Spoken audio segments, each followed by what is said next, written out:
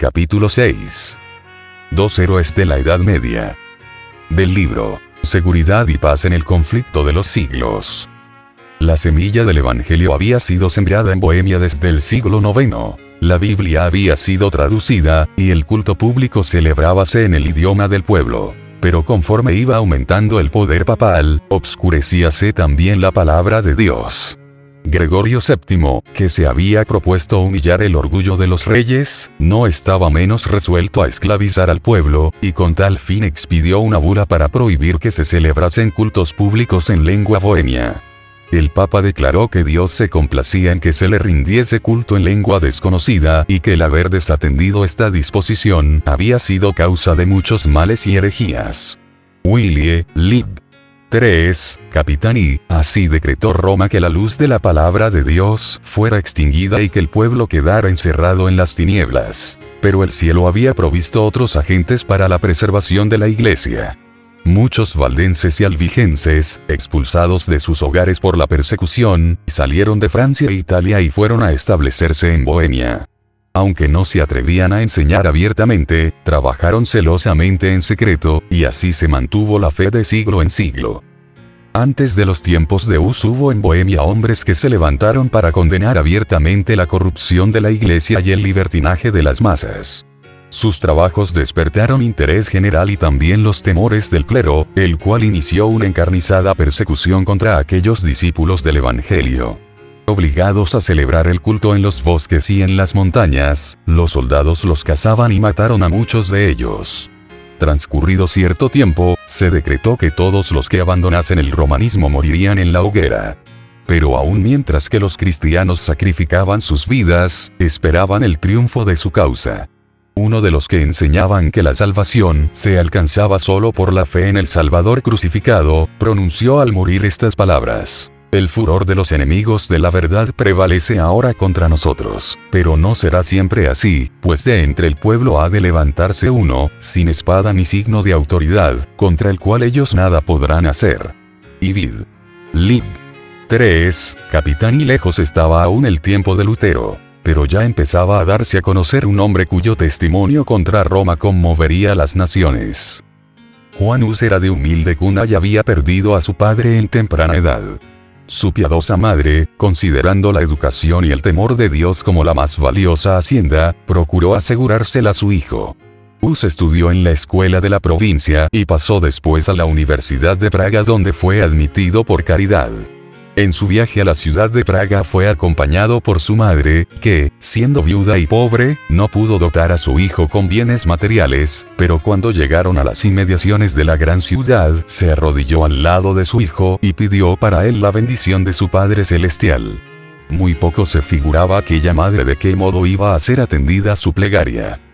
En la universidad se distinguió Hus por su aplicación, su constancia en el estudio y sus rápidos progresos, al par que su conducta intachable y sus afables y simpáticos modales le granjearon general estimación. Era un sincero creyente de la Iglesia romana y deseaba ardientemente recibir las bendiciones espirituales que aquella profesa conceder. Con motivo de un jubileo, fue él a confesarse, dio a la iglesia las pocas monedas que llevaba y se unió a las procesiones para poder participar de la absolución prometida. Terminado su curso de estudios, ingresó en el sacerdocio, y como lograra en poco tiempo darse a conocer, no tardó en ser elegido para prestar sus servicios en la corte del rey. Fue también nombrado catedrático y posteriormente rector de la universidad donde recibiera su educación. En pocos años el humilde estudiante, que fuera admitido por caridad en las aulas, llegó a ser el orgullo de su país y a adquirir fama en toda Europa. Mas otro fue el campo en donde Hus principió a trabajar en busca de reformas. Algunos años después de haber recibido las órdenes sacerdotales, fue elegido predicador de la capilla llamada de Belén. El fundador de esta había abogado, por considerarlo asunto de gran importancia, en favor de la predicación de las Santas Escrituras en el idioma del pueblo. No obstante la oposición de Roma, esta práctica no había desaparecido del todo de Bohemia.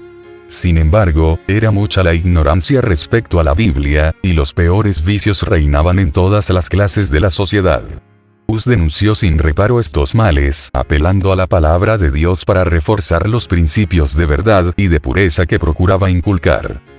Un vecino de Praga, Jerónimo, que con ulterioridad iba a colaborar tan estrechamente con Hus, trajo consigo, al regresar de Inglaterra, los escritos de Wycliffe. La reina de Inglaterra, que se había convertido a las enseñanzas de este, era una princesa bohemia, y por medio de su influencia las obras del reformador obtuvieron gran circulación en su tierra natal. Hus leyó estas obras con interés. Tuvo a su autor por cristiano sincero y se sintió movido a mirar con simpatía las reformas que él proponía. Aunque sin darse cuenta, Hus había entrado ya en un sendero que había de alejarle de Roma. Por aquel entonces llegaron a Praga 2 extranjeros procedentes de Inglaterra, hombres instruidos que habían recibido la luz del Evangelio y venían a esparcirla en aquellas apartadas regiones. Comenzaron por atacar públicamente la supremacía del Papa, pero pronto las autoridades les obligaron a guardar silencio. No obstante, como no quisieran abandonar su propósito, recurrieron a otros medios para realizarlo. Eran artistas a la vez que predicadores y pusieron en juego sus habilidades. En una plaza pública dibujaron 2 cuadros que representaban, uno la entrada de Cristo en Jerusalén, manso y sentado sobre un asno S. Mateo 21:5 vm, y seguido por sus discípulos vestidos con túnicas ajadas por las asperezas del camino y descalzos. El otro representaba una procesión pontifical, en la cual se veía al Papa adornado con sus ricas vestiduras y con su triple corona, montado en un caballo magníficamente enjaezado, precedido por clarines y seguido por cardenales y prelados que ostentaban deslumbrantes galas. Encerraban estos cuadros todo un sermón que cautivaba la atención de todas las clases sociales. Las multitudes acudían a mirarlos. Ninguno dejaba de sacar la moraleja y muchos quedaban hondamente impresionados por el contraste que resultaba entre la mansedumbre de Cristo, el Maestro, y el orgullo y la arrogancia del Papa que profesaba servirle. Praga se conmovió mucho y, después de algún tiempo, los extranjeros tuvieron que marcharse para ponerse en salvo. Pero la lección que habían dado no dejó de ser aprovechada. Los cuadros hicieron impresión en Hus y le indujeron a estudiar con más empeño la Biblia y los escritos de Wycliffe. Aunque todavía no estaba convenientemente preparado para aceptar todas las reformas recomendadas por Wycliffe, alcanzó a darse mejor cuenta del verdadero carácter del papado y con mayor celo denunció el orgullo, la ambición y la corrupción del clero. De Bohemia extendióse la luz hasta Alemania. Algunos disturbios en la Universidad de Praga dieron por resultado la separación de centenares de estudiantes alemanes, muchos de los cuales habían recibido de Hus su primer conocimiento de la Biblia, y a su regreso esparcieron el Evangelio en la tierra de sus padres. Las noticias de la obra hecha en Praga llegaron a Roma y pronto fue citado Hus a comparecer ante el Papa. Obedecer habría sido exponerse a una muerte segura. El rey y la reina de Bohemia, la universidad, miembros de la nobleza y altos dignatarios, dirigieron una solicitud general al pontífice para que le fuera permitido a Hus permanecer en Praga y contestar a Roma por medio de una diputación. En lugar de acceder a la súplica, el Papa procedió a juzgar y condenar a Hus, y, por añadidura, declaró a la ciudad de Praga en entredicho. En aquellos tiempos, siempre que se pronunciaba tal sentencia, la alarma era general. Las ceremonias que la acompañaban estaban bien calculadas para producir terror entre el pueblo, que veía en el Papa el representante de Dios mismo, y el que tenía las llaves del cielo y del infierno y el poder para invocar juicios temporales lo mismo que espirituales. Creían que las puertas del cielo se cerraban contra los lugares condenados por el entredicho y que entre tanto que el Papa no se dignaba levantar la excomunión, los difuntos no podían entrar en la mansión de los bienaventurados. En señal de tan terrible calamidad, se suspendían todos los servicios religiosos, las iglesias eran clausuradas, las ceremonias del matrimonio se verificaban en los cementerios. A los muertos se les negaba sepultura en los campos santos, y se los enterraba sin ceremonia alguna en las zanjas o en el campo. Así pues, valiéndose de medios que influían en la imaginación, procuraba Roma dominar la conciencia de los hombres. La ciudad de Praga se amotinó. Muchos opinaron que Hus tenía la culpa de todas estas calamidades y exigieron que fuese entregado a la vindicta de Roma. Para que se calmara la tempestad, el reformador se retiró por algún tiempo a su pueblo natal. Escribió a los amigos que había dejado en Praga: si me he retirado de entre vosotros es para seguir los preceptos y el ejemplo de Jesucristo, para no dar lugar a que los malintencionados se expongan a su propia condenación eterna, y para no ser causa de que se moleste y persiga a los piadosos. Me he retirado, además, por temor de que los impíos sacerdotes prolonguen su prohibición de que se predique la palabra de Dios entre vosotros. Mas no os he dejado para negar la verdad divina por la cual, con la ayuda de Dios, estoy pronto a morir. De bonne chose, les reformateurs avant la réforme, lib. I. Pax. 94-95, París, 1845. Hus no cesó de trabajar. Viajó por los países vecinos predicando a las muchedumbres que le escuchaban con ansia. De modo que las medidas de que se valiera el Papa para suprimir el Evangelio, hicieron que se extendiera en más amplia esfera. Nada podemos hacer contra la verdad, sino a favor de la verdad. 2 Corintios 13. 8 pm. El espíritu de Hus parece haber sido en aquella época de su vida el escenario de un doloroso conflicto. Aunque la Iglesia trataba de aniquilarle lanzando sus rayos contra él no desconocía la autoridad de ella, sino que seguía considerando a la Iglesia Católica Romana como a la esposa de Cristo y al Papa como el representante y vicario de Dios. Lo que Hus combatía era el abuso de autoridad y no la autoridad misma. Esto provocó un terrible conflicto entre las convicciones más íntimas de su corazón y los dictados de su conciencia. Si la autoridad era justa e infalible como él la creía, ¿por qué se sentía obligado a desobedecerla? Acatarla era pecar. Pero, ¿por qué se sentía obligado a pecar si prestaba obediencia a una iglesia infalible? Este era el problema que Hus no podía resolver, y la duda le torturaba hora tras hora. La solución que por entonces le parecía más plausible era que había vuelto a suceder lo que había sucedido en los días del Salvador, a saber, que los sacerdotes de la Iglesia se habían convertido en impíos que usaban de su autoridad legal con fines inicuos. Esto le decidió a adoptar para su propio gobierno y para el de aquellos a quienes siguiera predicando, la máxima aquella de que los preceptos de las Santas Escrituras transmitidos por el entendimiento han de dirigir la conciencia, o en otras palabras, que Dios hablando en la Biblia, y no la Iglesia hablando por medio de los sacerdotes, era el único guía infalible. Willie, Lib. 3, Capitán 3. Cuando, transcurrido algún tiempo, se hubo calmado la excitación en Praga, volvió Hus a su capilla de Belén para reanudar, con mayor valor y celo, la predicación de la palabra de Dios. Sus enemigos eran activos y poderosos, pero la reina y muchos de los nobles eran amigos suyos y gran parte del pueblo estaba de su lado. Comparando sus enseñanzas puras y elevadas, y la santidad de su vida con los dogmas degradantes que predicaban los romanistas y con la avaricia y el libertinaje en que vivían, muchos consideraban que era un honor pertenecer al partido del reformador. Hasta aquí Hus había estado solo en sus labores, pero entonces Jerónimo, que durante su estada en Inglaterra había hecho suyas las doctrinas enseñadas por Wycliffe, se unió con él en la obra de reforma. Desde aquel momento ambos anduvieron juntos, y ni la muerte había de separarlos. Jerónimo poseía en alto grado lucidez genial, elocuencia e ilustración, y estos dones le conquistaban el favor popular, pero en las cualidades que constituyen verdadera fuerza de carácter, sobresalía Hus. El juicio sereno de este restringía el espíritu impulsivo de Jerónimo, el cual reconocía con verdadera humildad el valer de su compañero y aceptaba sus consejos. Mediante los esfuerzos unidos de ambos la reforma progresó con mayor rapidez. Si bien es verdad que Dios se dignó iluminar a estos sus siervos, derramando sobre ellos raudales de luz que les revelaron muchos de los errores de Roma, también lo es que ellos no recibieron toda la luz que debía ser comunicada al mundo. Por medio de estos hombres, Dios sacaba a sus hijos de las tinieblas del romanismo. Pero tenían que arrostrar muchos y muy grandes obstáculos, y él los conducía por la mano paso a paso, según lo permitían las fuerzas de ellos. No estaban preparados para recibir de pronto la luz en su plenitud.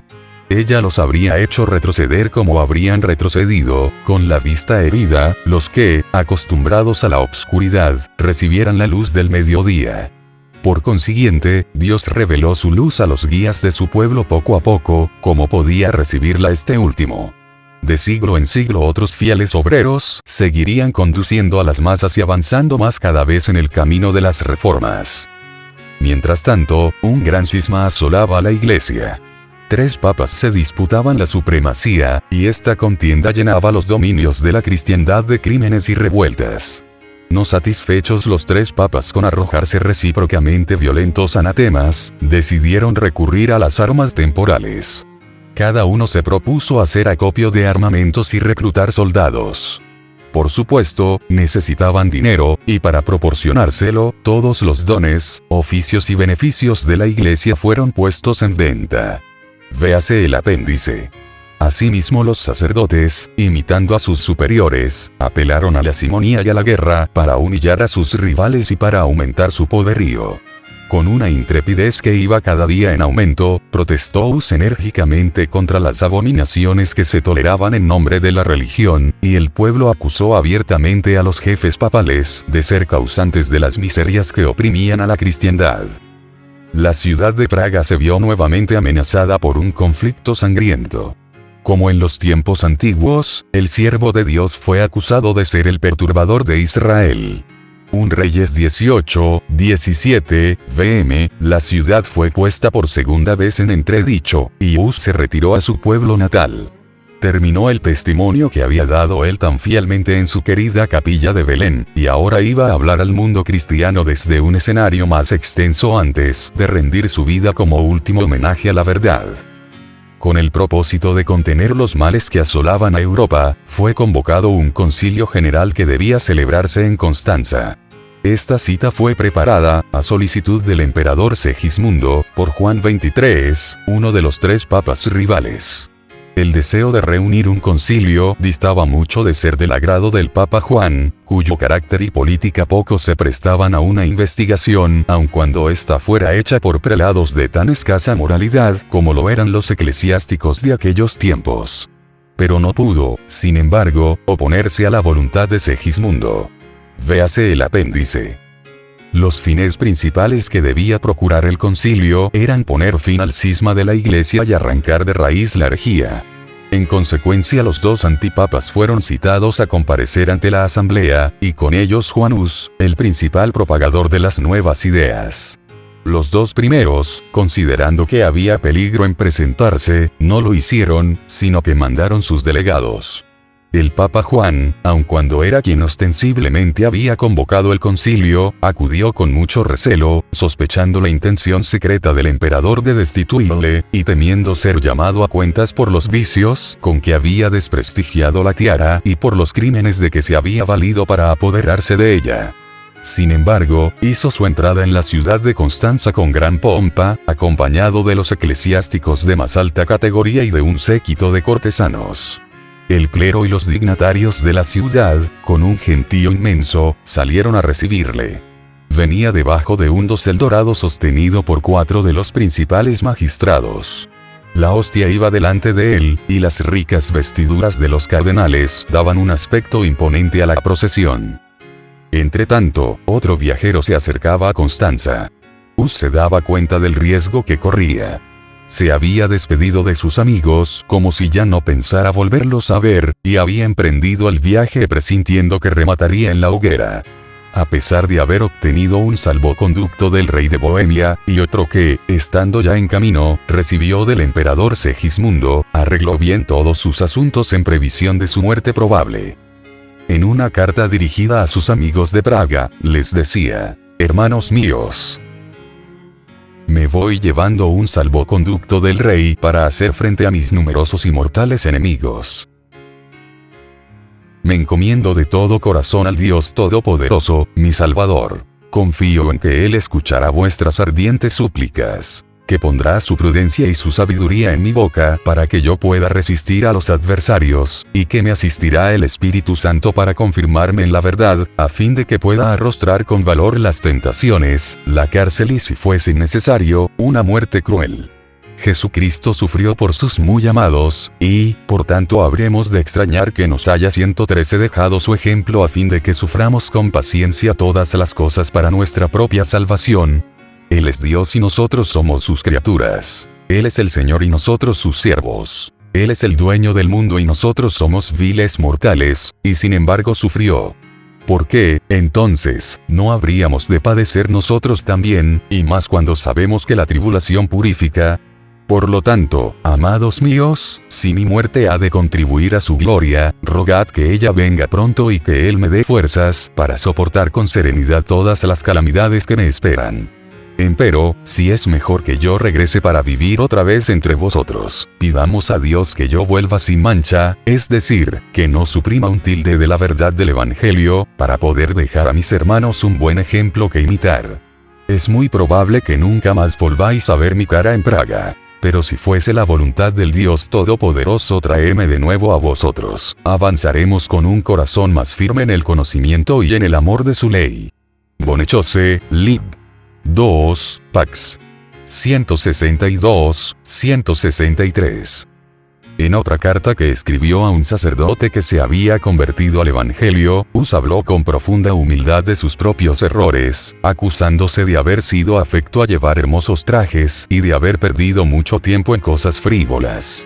Añadía después estas conmovedoras amonestaciones: que tu espíritu se preocupe de la gloria de Dios y de la salvación de las almas y no de las comodidades y bienes temporales. Cuida de no adornar tu casa más que tu alma. Y sobre todo cuida del edificio espiritual. Sé humilde y piadoso con los pobres. No gastes tu hacienda en banquetes. Si no te perfeccionas y no te abstienes de superfluidades, temo que seas severamente castigado, como yo lo soy. Conoces mi doctrina porque de ella te he instruido desde que eras niño. Es inútil, pues, que te escriba más. Pero te ruego encarecidamente, por la misericordia de nuestro Señor, que no me imites en ninguna de las vanidades en que me has visto caer. En la cubierta de la carta, añadió: te ruego mucho, amigo mío, que no rompas este sello sino cuando tengas la seguridad de que yo haya muerto. Id. Páginas 163-164. En el curso de su viaje vio Hus por todas partes señales de la propagación de sus doctrinas y de la buena acogida de que gozaba su causa. Las gentes se agolpaban para ir a su encuentro, y en algunos pueblos le acompañaban los magistrados por las calles. Al llegar a Constanza, Hus fue dejado en completa libertad. Además del salvoconducto del emperador, se le dio una garantía personal que le aseguraba la protección del Papa. Pero esas solemnes y repetidas promesas de seguridad fueron violadas, y pronto el reformador fue arrestado por orden del pontífice y de los cardenales, y encerrado en un inmundo calabozo. Más tarde fue transferido a un castillo feudal, al otro lado del Rin, donde se le tuvo preso. Pero el Papa sacó poco provecho de su perfidia, pues fue luego encerrado en la misma cárcel. Id. Pag. 269. Se le probó ante el concilio que, además de homicidios, simonía y adulterio, era culpable de los delitos más viles, pecados que no se pueden mencionar. Así declaró el mismo concilio y finalmente se le despojó de la tiara y se le arrojó en un calabozo. Los antipapas fueron destituidos también y un nuevo pontífice fue elegido. Aunque el mismo Papa se había hecho culpable de crímenes mayores que aquellos de que Hus había acusado a los sacerdotes, y por los cuales exigía que se hiciese una reforma, con todo, el mismo concilio que degradara al pontífice, procedió a concluir con el reformador. El encarcelamiento de Hus despertó grande indignación en Bohemia. Algunos nobles poderosos se dirigieron al concilio protestando contra tamaño ultraje. El emperador, que de mala gana había consentido en que se violase su salvoconducto, se opuso a que se procediera contra él. Pero los enemigos del reformador eran malévolos y resueltos. Apelaron a las preocupaciones del emperador, a sus temores y a su celo por la Iglesia. Le presentaron argumentos muy poderosos para convencerle de que no había que guardar la palabra empeñada con herejes, ni con personas sospechosas de herejía, aun cuando estuvieran provistas de salvoconductos del emperador y de reyes. Jacques L'Enfant, Histoire du Concile de Constance, tomo I, Pag. 493, Ámsterdam, 1727. De ese modo se salieron con la suya. Debilitado por la enfermedad y por el encierro, pues el aire húmedo y sucio del calabozo le ocasionó una fiebre que estuvo a punto de llevarle al sepulcro, Hus fue al fin llevado ante el concilio. cargado de cadenas se presentó ante el emperador que empeñara su honor y buena fe en protegerle.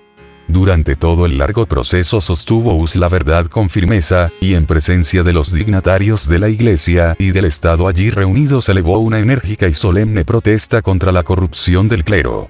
Cuando se le exigió que escogiese entre retractarse o sufrir la muerte, eligió la suerte de los mártires. El Señor le sostuvo con su gracia. Durante las semanas de padecimientos que sufrió antes de su muerte, la paz del cielo inundó su alma. Escribo esta carta, decía un amigo, en la cárcel, y con la mano encadenada, esperando que se cumpla mañana mi sentencia de muerte. En el día aquel en que por la gracia del Señor nos encontremos otra vez gozando de la paz deliciosa de ultratumba, sabrás cuán misericordioso ha sido Dios conmigo y de qué modo tan admirable me ha sostenido en medio de mis pruebas y tentaciones.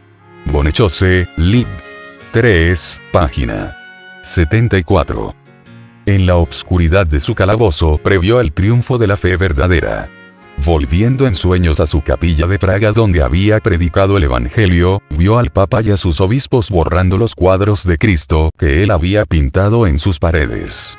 Este sueño le aflige, pero el día siguiente ve muchos pintores ocupados en restablecer las imágenes en mayor número y colores más brillantes. Concluido este trabajo, los pintores, rodeados de un gentío inmenso, exclaman: «Que vengan ahora papas y obispos».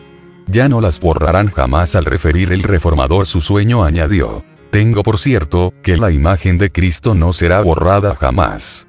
Ellos han querido destruirla, pero será nuevamente pintada en los corazones, por unos predicadores que valdrán más que yo». Dauvigné, lib.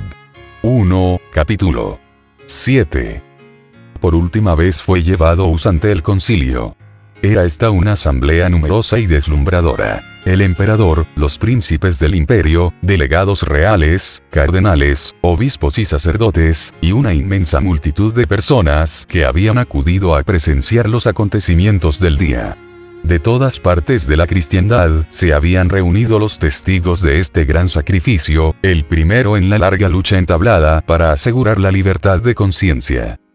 Instado Hus para que manifestara su decisión final, declaró que se negaba a abjurar, y fijando su penetrante mirada en el monarca, que tan vergonzosamente violara la palabra empeñada, dijo: «Resolví, de mi propia y espontánea libertad, comparecer ante este concilio, bajo la fe y la protección pública del emperador aquí presente».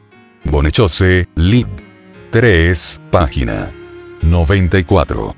El bochorno se le subió a la cara al monarca Segismundo al fijarse en él las miradas de todos los circunstantes. Habiendo sido pronunciada la sentencia, se dio principio a la ceremonia de la degradación.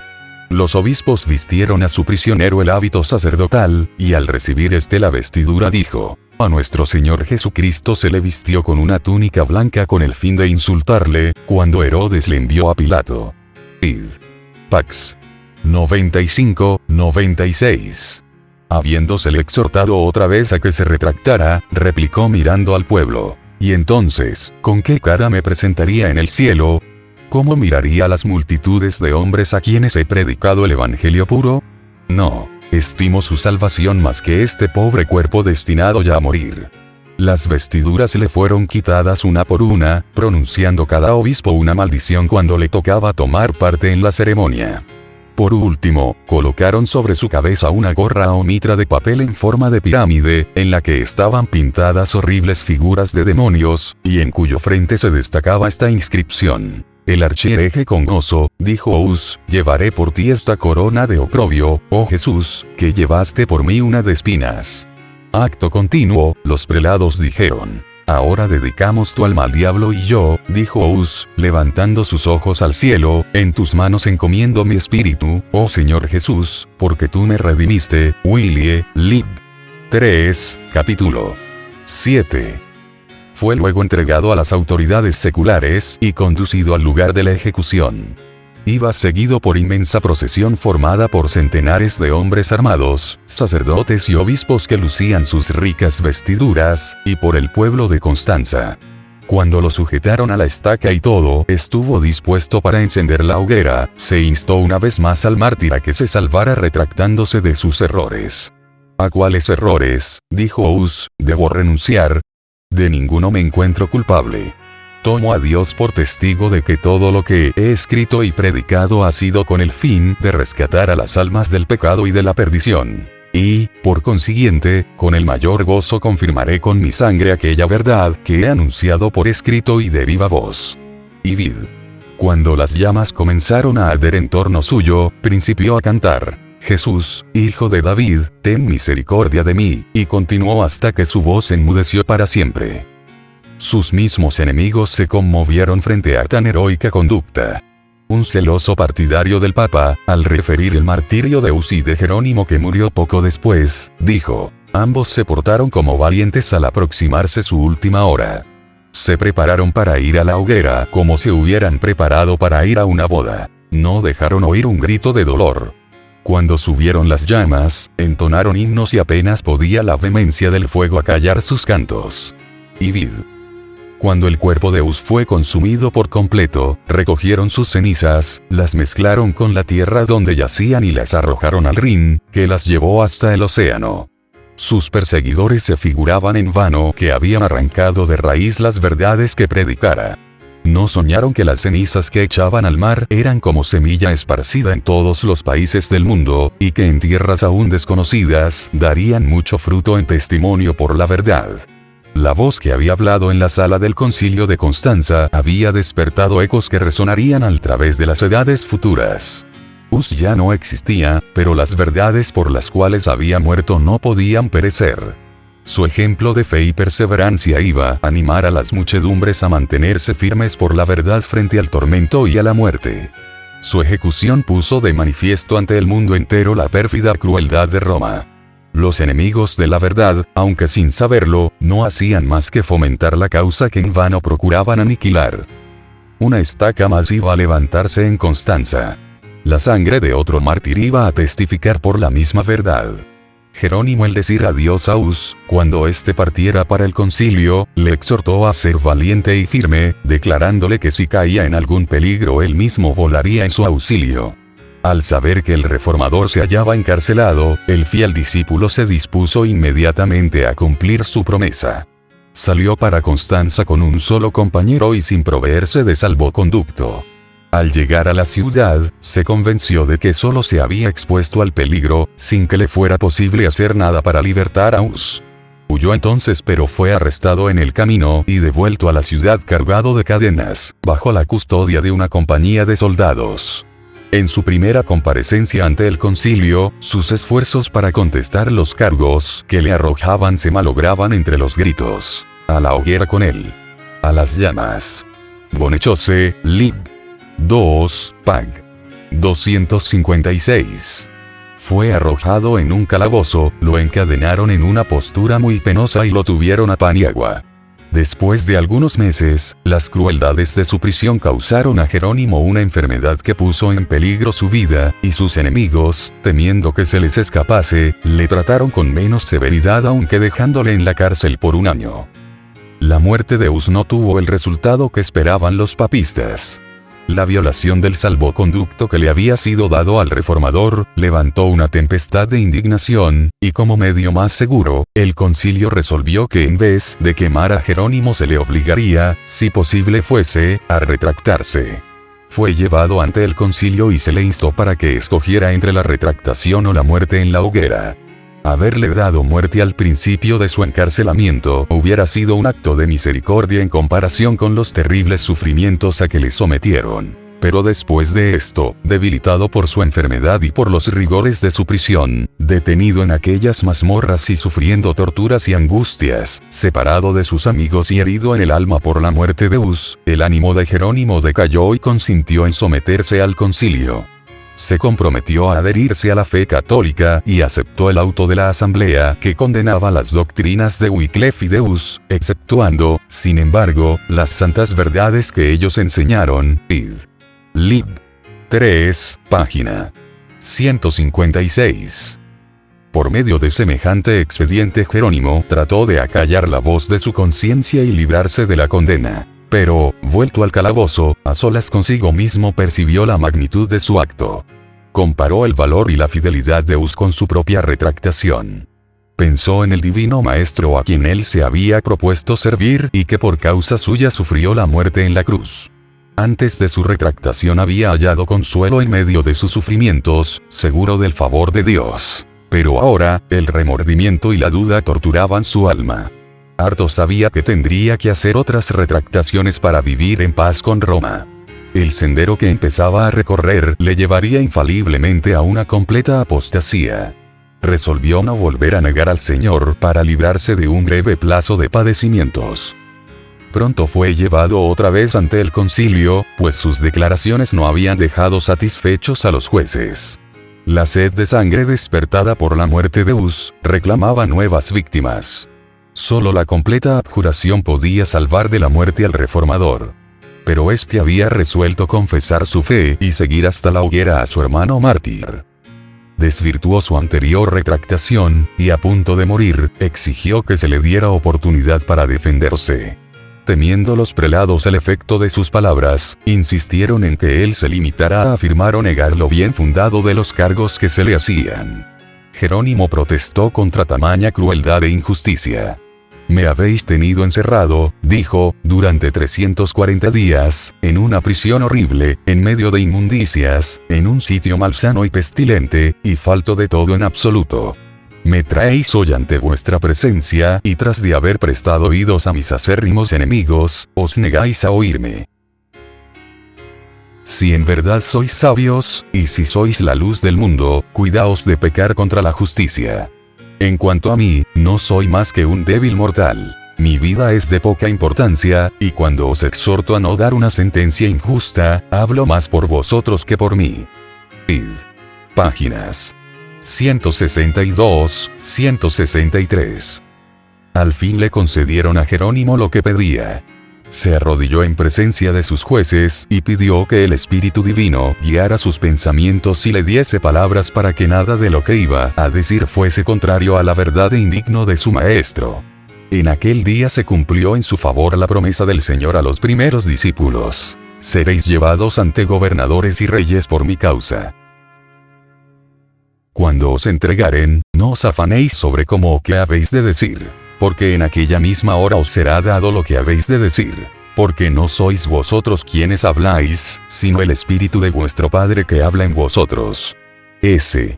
Mateo 10, 18, 20, pm. Las palabras de Jerónimo produjeron sorpresa y admiración aún a sus enemigos. Por espacio de todo un año había estado encerrado en un calabozo, sin poder leer ni ver la luz siquiera, sufriendo físicamente a la vez que dominado por terrible ansiedad mental. Y no obstante, supo presentar sus argumentos con tanta claridad y con tanta fuerza como si hubiera podido 121 estudiar constantemente. Llamó la atención de sus oyentes a la larga lista de santos varones que habían sido condenados por jueces injustos. En casi todas las generaciones hubo hombres que por más que procuraban levantar el nivel moral del pueblo de su época, eran despreciados y rechazados, pero que en tiempos ulteriores fueron reconocidos dignos de recibir honor. Cristo mismo fue condenado como malhechor por un tribunal inicuo. Al retractarse, Jerónimo había declarado justa la sentencia condenatoria que el concilio lanzara contra Hus. Pero esta vez declaró que se arrepentía de ello y dio un valiente testimonio a la inocencia y santidad del mártir. Expresóse en estos términos: conocí a Juan Hus desde su niñez. Era el hombre más excelente, justo y santo, pero no por eso dejó de ser condenado. Y ahora yo también estoy listo para morir. No retrocederé ante los tormentos que hayan preparado para mí mis enemigos, los testigos falsos, los cuales tendrán que ser llamados un día a cuentas por sus imposturas, ante el gran Dios a quien nadie puede engañar. Bonechose, Lib. 3, Pag. 167. Al censurarse a sí mismo por haber negado la verdad, dijo Jerónimo: de todos los pecados que he cometido desde mi juventud, ninguno pesa tanto sobre mí ni me causa tan acerbos remordimientos, como el que cometí en este funesto lugar, cuando aprobé la inicua sentencia pronunciada contra Wyclef y contra el santo mártir, Juan Hus, maestro y amigo mío. Sí, lo confieso de todo corazón, y declaro con verdadero horror que desgraciadamente me turbé cuando, por temor a la muerte, condené las doctrinas de ellos. Por tanto, ruego Al Dios Todopoderoso se digne perdonarme mis pecados y este en particular, que es el más monstruoso de todos. Señalando a los jueces, dijo con entereza: vosotros condenasteis a Wycliffe y a Juan Hus no porque hubieran invalidado las doctrinas de la Iglesia, sino sencillamente por haber denunciado los escándalos provenientes del clero, su pompa, su orgullo y todos los vicios de los prelados y sacerdotes. Las cosas que aquellos afirmaron y que son irrefutables, yo también las creo y las proclamo. Sus palabras fueron interrumpidas. Los prelados, temblando de ira, exclamaron: ¿qué necesidad hay de mayores pruebas? Contemplamos con nuestros propios ojos el más obstinado de los herejes. Sin conmoverse ante la tempestad, repuso Jerónimo: ¿qué? ¿Imagináis que tengo miedo de morir? Por un año me habéis tenido encadenado, encerrado en un calabozo horrible, más espantoso que la misma muerte. Me habéis tratado con más crueldad que a un turco, judío o pagano, y mis carnes se han resecado hasta dejar los huesos descubiertos. Pero no me quejo, porque las lamentaciones sientan mal en un hombre de corazón y de carácter. Pero no puedo menos que expresar mi asombro ante tamaña barbarie con que habéis tratado a un cristiano. Id. Pax. 168-169. Volvió con esto a estallar la tempestad de ira y Jerónimo fue devuelto en el acto a su calabozo. A pesar de todo, hubo en la asamblea algunos que quedaron impresionados por sus palabras y que desearon salvarle la vida. Algunos dignatarios de la iglesia le visitaron y le instaron a que se sometiera al concilio. Se le hicieron las más brillantes promesas si renunciaba a su oposición contra Roma. Pero, a semejanza de su maestro, cuando le ofrecieron la gloria del mundo, Jerónimo se mantuvo firme. Probadme con las santas escrituras que estoy en error, dijo él, y abjuraré de él. Las santas escrituras, exclamó uno de sus tentadores, todo debe ser juzgado por ellas. ¿Quién puede comprenderlas si la iglesia no las interpreta? Son las tradiciones de los hombres más dignas de fe que el evangelio de nuestro Salvador, replicó Jerónimo. Pablo no exhortó a aquellos a quienes escribía a que escuchasen las tradiciones de los hombres, sino que les dijo: escudriñad las escrituras, hereje. Fue la respuesta: me arrepiento de haber estado alegando contigo tanto tiempo. Veo que es el diablo el que te impulsa. Willie, Lib. 3, Capitán 10. En breve se falló sentencia de muerte contra él. Le condujeron enseguida al mismo lugar donde Hus había dado su vida. Fue al suplicio cantando, iluminado el rostro de gozo y paz. Fijó en Cristo su mirada y la muerte ya no le infundía miedo alguno. Cuando el verdugo, a punto de prender la hoguera, se puso detrás de él, el mártir exclamó: ven por delante, sin vacilar. Prende la hoguera en mi presencia. Si yo hubiera tenido miedo, no estaría aquí. Las últimas palabras que pronunció cuando las llamas le envolvían fueron una oración. Dijo: Señor, Padre Todopoderoso, ten piedad de mí y perdóname mis pecados, porque tú sabes que siempre he amado tu verdad. Bonechose, Lib. 3, Pax. 185-186. Su voz dejó de oírse, pero sus labios siguieron murmurando la oración. Cuando el fuego hubo terminado su obra, las cenizas del mártir fueron recogidas juntamente con la tierra donde estaban esparcidas y, como las de Hus, fueron arrojadas al Rin. Así murieron los fieles siervos que derramaron la luz de Dios.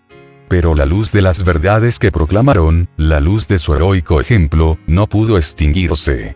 Antes podían los hombres intentar hacer retroceder al sol en su carrera que apagar el alba de aquel día que vertía ya sus fulgores sobre el mundo.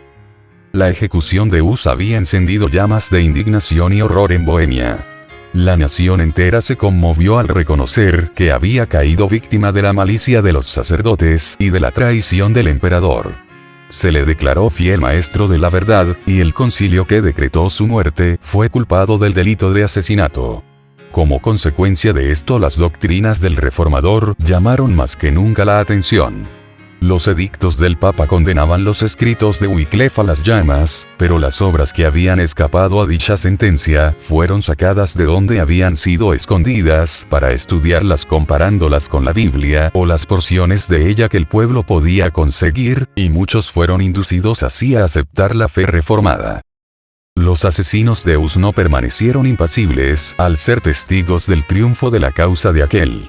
El Papa y el Emperador se unieron para sofocar el movimiento, y los ejércitos de Segismundo fueron despachados contra Bohemia. Pero surgió un libertador. Ziska, que poco después de empezada la guerra quedó enteramente ciego, y que fue no obstante uno de los más hábiles generales de su tiempo, era el que guiaba a los bohemios. Confiando en la ayuda de Dios y en la justicia de su causa, aquel pueblo resistió a los más poderosos ejércitos que fueron movilizados contra él. Vez tras vez el emperador, suscitando nuevos ejércitos, invadió a Bohemia, tan solo para ser rechazado ignominiosamente. Los husitas no le tenían miedo a la muerte y nada les podía resistir. A los pocos años de empeñada la lucha, murió el valiente Ziska. Pero le reemplazó Procopio, general igualmente arrojado y hábil, y en varios respectos jefe más capaz. Los enemigos de los bohemios, sabiendo que había fallecido el guerrero ciego, creyeron llegada la oportunidad favorable para recuperar lo que habían perdido. El Papa proclamó entonces una cruzada contra los husitas, y una vez más se arrojó contra Bohemia una fuerza inmensa, pero solo para sufrir terrible descalabro. Proclamóse otra cruzada. En todas las naciones de Europa que estaban sujetas al Papa se reunió dinero, se hizo acopio de armamentos y se reclutaron hombres. Muchedumbres se reunieron bajo el estandarte del Papa con la seguridad de que al fin acabarían con los herejes husitas. Confiando en la victoria, un inmenso número de soldados invadió a Bohemia. El pueblo se reunió para defenderse. Los dos ejércitos se aproximaron uno al otro, quedando separados tan solo por un río que corría entre ellos. Los cruzados eran muy superiores en número, pero en vez de arrojarse a cruzar el río y entablar batalla con los husitas, a quienes habían venido a atacar desde tan lejos, permanecieron absortos y en silencio mirando a aquellos guerreros. Willie, Lib. 3, Capitán 17. Repentinamente un terror misterioso se apoderó de ellos. Sin asestar un solo golpe, esa fuerza irresistible se desbandó y se dispersó como por un poder invisible. Las tropas husitas persiguieron a los fugitivos y mataron a gran número de ellos, y un rico botín quedó en manos de los vencedores, de modo que, en lugar de empobrecer a los bohemios, la guerra los enriqueció. Pocos años después, bajo un nuevo papa, se preparó otra cruzada. Como anteriormente, se volvió a reclutar gente y a llegar medios de entre los países papales de Europa. Se hicieron los más halagüeños ofrecimientos a los que quisiesen tomar parte en esta peligrosa empresa. Se daba indulgencia plenaria a los cruzados, aunque hubiesen cometido los más monstruosos crímenes. A los que muriesen en la guerra, se les aseguraba hermosa recompensa en el cielo, y los que sobreviviesen cosecharían honores y riquezas en el campo de batalla. Así se logró reunir un inmenso ejército que cruzó la frontera y penetró en Bohemia. Las fuerzas husitas se retiraron ante el enemigo y atrajeron así a los invasores al interior del país, dejándoles creer que ya habían ganado la victoria. Finalmente, el ejército de Procopio se detuvo y dando frente al enemigo se adelantó al combate. Los cruzados descubrieron entonces su error y esperaron el ataque en sus reales. Al oír el ejército que se aproximaba contra ellos y aún antes de que vieran a los husitas, el pánico volvió a apoderarse de los cruzados. Los príncipes, los generales y los soldados rasos, arrojando sus armas, huyeron en todas direcciones. En vano el legado papal que guiaba la invasión se esforzó en reunir aquellas fuerzas aterrorizadas y dispersas. A pesar de su decididísimo empeño, él mismo se vio precisado a huir entre los fugitivos. La derrota fue completa y otra vez un inmenso botín cayó en manos de los vencedores. De esta manera por segunda vez un gran ejército despachado por las más poderosas naciones de Europa, una hueste de valientes guerreros, disciplinados y bien pertrechados, huyó sin asestar un solo golpe, ante los defensores de una nación pequeña y débil. Era una manifestación del poder divino. Los invasores fueron heridos por un terror sobrenatural. El que anonadó los ejércitos de Faraón en el Mar Rojo, e hizo huir a los ejércitos de Madián ante Gedeón y los 300, y en una noche abatió las fuerzas de los orgullosos asirios, extendió una vez más su mano para destruir el poder del opresor. Allí se sobresaltaron de pavor donde no había miedo, porque Dios ha esparcido los huesos del que asentó campo contra ti. Los avergonzaste, porque Dios los desechó. Salmo 53. 5. Los caudillos papales desesperaron de conseguir nada por la fuerza y se resolvieron a usar de diplomacia. Se adoptó una transigencia que, aparentando conceder a los bohemios libertad de conciencia, los entregaba al poder de Roma. Los bohemios habían especificado 4 puntos como condición para hacer la paz con Roma, a saber, la predicación libre de la Biblia, el derecho de toda la iglesia a participar de los elementos del pan y vino en la comunión, y el uso de su idioma nativo en el culto divino, la exclusión del clero de los cargos y autoridad seculares, y en casos de crímenes, su sumisión a la jurisdicción de las cortes civiles, que tendrían acción sobre clérigos y laicos. Al fin, las autoridades papales convinieron en aceptar los 4 artículos de los husitas, pero estipularon que el derecho de explicarlos, es decir, de determinar su exacto significado, pertenecía al concilio o, en otras palabras, al papa y al emperador. Willie, Lib. 3, Capitán 18. Sobre estas bases se ajustó el tratado y Roma ganó por medio de disimulos y fraudes lo que no había podido ganar en los campos de batalla. Porque, imponiendo su propia interpretación de los artículos de los husitas y de la Biblia, pudo adulterar su significado y acomodarlo a sus propias miras. En Bohemia, muchos, al ver así defraudada la libertad que ya disfrutaban, no aceptaron el convenio. Surgieron disensiones y divisiones que provocaron contiendas y derramamiento de sangre entre ellos mismos. En esta lucha sucumbió el noble Procopio y con él sucumbieron también las libertades de Bohemia.